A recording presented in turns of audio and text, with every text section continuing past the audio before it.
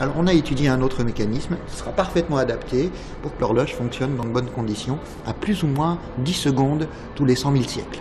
Donc on a enlevé toutes les parties en verre du cadran. On en profite d'ailleurs pour refaire tous les chiffres et le verre chez le miroitier.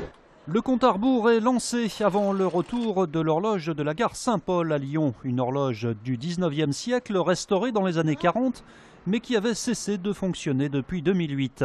Sa restauration entre dans sa dernière phase avec la livraison du nouveau verre de protection pour le cadran. Notre souci, c'est vraiment donc de travailler, de rendre un travail à l'identique de ce qui était réalisé à l'époque.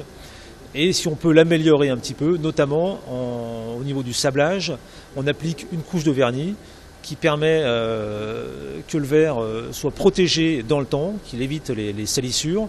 On laisse bien passer la lumière quand même et on a le même rendu que ce qui était fait donc, à l'origine. L'horloge de Saint-Paul est également dotée d'un nouveau mécanisme.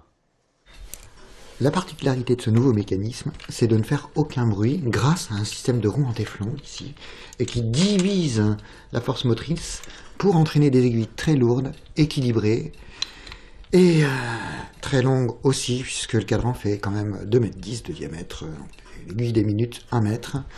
L'horloge de la gare devrait redémarrer à la fin du mois. Sa restauration aura coûté près de 7 000 €, financée par la SNCF.